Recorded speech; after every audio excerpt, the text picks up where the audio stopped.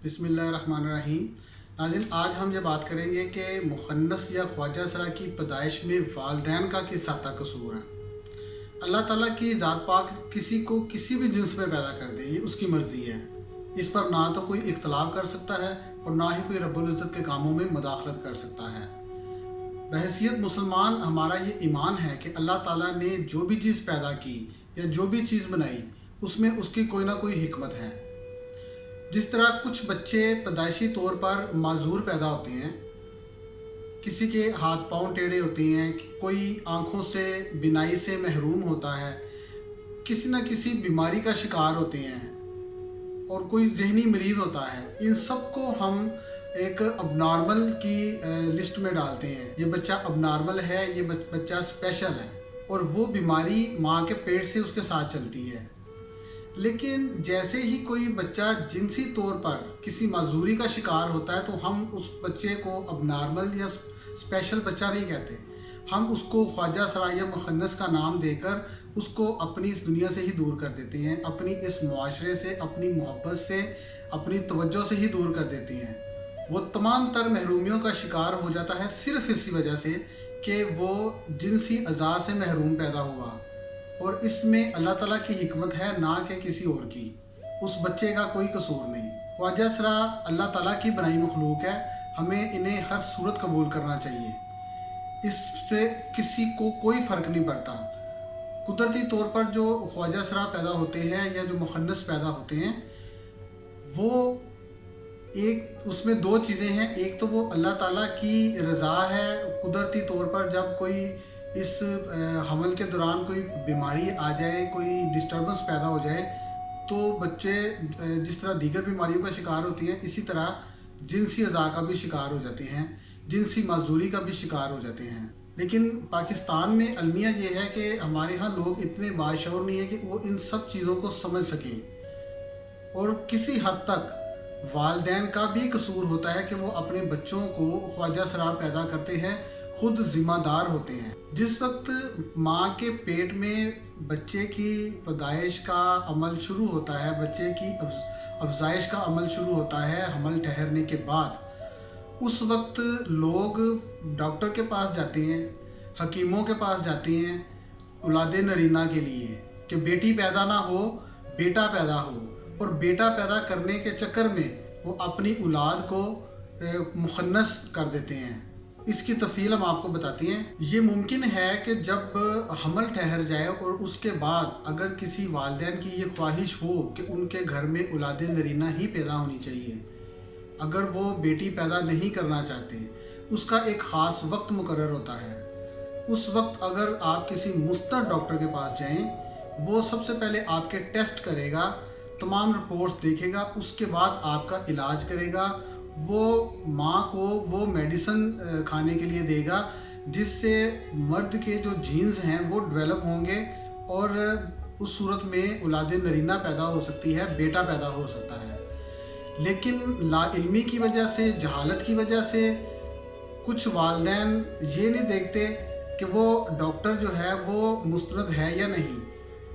वो सिर्फ बोर्ड पढ़ते हैं नीम हकीमों के, अताइयों के, और उनके पास चले जाती हैं और वो अपने पैसों के लालच में उनका फौरी तौर पे इलाज शुरू कर देते हैं। एक ख़ास वक्त होता है जहां ये इलाज मुमकिन हो सकता है, जब औरत के जीन्स मर्द के जीन्स को डिस्ट्रॉय करने का अमल शुरू नहीं करते, या मर्द के जीन्स औरत के जीन्स को डिस्ट्रॉय करने का अमल शुरू नहीं करते। उससे पहले ये अगर मेडिसिन इस्तेमाल की जाए, वो जो भी मेडिसिन मार्केट में है या जो भी मेडिसिन डॉक्टर इसके लिए रिकमेंड करते हैं, अगर वो इस्तेमाल की जाए तो ये मुमकिन है कि वो एक प्रॉपर इलाज के ज़रिए आप बेटा पैदा कर लें। लेकिन अगर एक ख़ास वक्त गुजर जाने के बाद जब वाई और एक्स का आपस में एक दूसरे के ऊपर हावी होने का सिलसिला शुरू हो जाता है, तौलीदी अमल शुरू हो जाता है, उसके बाद अगर आप मेडिसिन खाएंगे तो परेशानी बढ़ेगी, सारा निज़ाम ख़राब हो जाएगा। ये सब जानते हैं कि औरत के जीन्स XX जब मर्द के जीन्स YY से टकराते हैं तो वो खुद ग्रोथ पाते हैं, खुद परवरिश पाते हैं, लेकिन वो मुखालिफ जीन्स को साथ साथ ख़त्म करते हैं। अगर औरत के जीन्स हावी हो जाती हैं, एक्स हावी हो जाते हैं वाई के ऊपर, तो उस सूरत में लड़की पैदा होती है। और अगर मर्द के जीन्स वाई अगर हावी हो जाए तो वो उस सूरत में लड़का पैदा होता है। हमल ठहर जाने के बाद एक्स जब तेज़ी से ग्रोथ करे और वह वाई को डिस्ट्रॉय कर दें, तो बाकायदा एक मुकम्मल लड़की की अफजाइश का सिलसिला माँ के पेट के अंदर शुरू हो जाता है। इसी तरह अगर वाई मर्द के जीन्स ग्रोथ कर जाएं और वो औरत के जीन्स को ख़त्म कर दें, किसी हद तक, मुकम्मल नहीं, किसी हद तक वो ख़त्म कर दें, तो एक मुकम्मल लड़का पैदा होता है। और अगर जेनेटिक प्रॉब्लम आ जाए, कोई कुदरती तौर पर उसमें कोई इशू आ जाए, कोई मसला बन जाए, जिसे आप अल्लाह की रज़ा कह सकते हैं,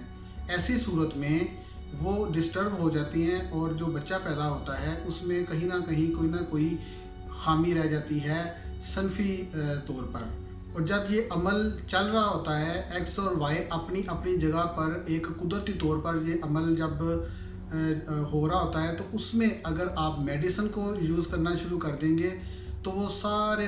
उस सिलसिले को ख़राब कर देंगे। जहाँ पर एक्स को डिस्ट्रॉय होना है वहाँ पे वो वाई को डिस्ट्रॉय करेगा, जहाँ वाई को डिस्ट्रॉय होना है वहाँ वो एक्स को डिस्ट्रॉय करेगा, इसलिए वो सारा सिलसिला ख़राब हो जाएगा। कोई भी लड़का हो पैदा हो या लड़की पैदा हो, उसमें अपने माँ बाप के असरात, माँ बाप की आदतें, माँ बाप की शक्ल की वजाहत उसमें ज़रूर आती है।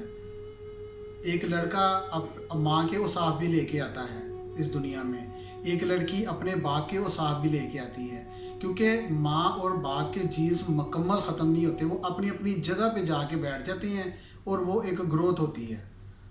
लेकिन जिस वक्त आप मेडिसिन यूज़ करते हैं और वो मेडिसिन अपना काम दिखाती है और जहाँ जहाँ पर वो जीन्स ख़त्म नहीं होने चाहिए थे वो उस पर भी इफ़ेक्ट करती है, और उसका नतीजा ये निकलता है कि वो उस बच्चे के जिस्मानी अज़ा को तो नुकसान पहुँचाता है, उसके साथ साथ वो उसके दिमाग को भी नुकसान पहुँचाता है। अगर मेडिसिन को इस्तेमाल किया गया,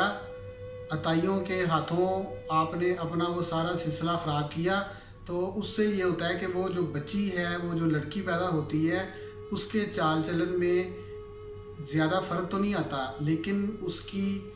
वो अपने सनफी अज़ा से महरूम हो जाती है। और अगर वो कुदरती तौर पर लड़का ही पैदा हो रहा हो तो उसमें सबसे बड़ी प्रॉब्लम आती है, और उस प्रॉब्लम के नतीजे में ये होता है कि जब बच्चा पैदा होता है तो उसकी चाल चलन में नज़ाकत आ जाती है, चेहरे पर उसके बाल नहीं आते, नस्वानियत उसके चेहरे से नुमायाँ हो जाती है, औरतों वाली बातें, उसकी सोच में लड़कियों वाली आदतें आ जाती हैं। और जब वो बच्चा दुनिया में आता है, थोड़ा सा बड़ा होता है, तो हम उसको कह देते हैं कि ये ख्वाजा सरा है, ये मुखन्नस है। और पाकिस्तान में नीम हकीमों और डॉक्टरों की वजह से 80% केसेस जो हैं वो ख़राब होते हैं, क्योंकि कोई भी वालिदैन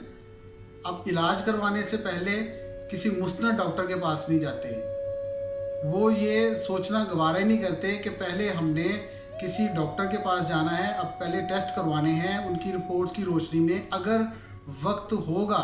तो उसका इलाज होगा। लेकिन उनको एक ख्वाहिश उनके ऊपर होती है कि वो जल्दी से जल्दी बस उनके घर बेटा पैदा हो जाए, तो वो उस चक्कर में अपनी औलाद का खाना ख़राब कर लेते हैं और उसके बाद इसको उस मुआशरे में धकेल देते हैं जहाँ इनकी ज़िंदगी में किसी किस्म की ना रोशनी है, ना इज़्ज़त है और ना कुछ और वालिदैन से भी दूर होते हैं। वो तमाम सहूलतों से, उन तमाम हकूक़ से महरूम हो जाते हैं जो हमारे मुआशरे में एक लड़के को या लड़की को दिए जाते हैं। तो वालिदैन से ये गुजारिश है कि अगर आप, सबसे पहले तो ये कि अगर आप अल्लाह की रज़ा पर ही इक्तफ़ा करें तो ये सबसे बेहतर है। अल्लाह आपको बेटे दे, बेटियां दे, उसके ऊपर आपको राज़ी होना चाहिए, अल्लाह की रज़ा में राज़ी होना चाहिए। और अगर आप चाहते हैं कि आपके यहाँ औलाद नरीना पैदा हो, तो उसके लिए आप सबसे पहले एक मुस्तनिद डॉक्टर के पास जाएं, उनसे पूरे अपने टेस्ट करवाएं, उसके बाद उन रिपोर्ट्स की रोशनी में आप मेडिसिन यूज़ करें ताकि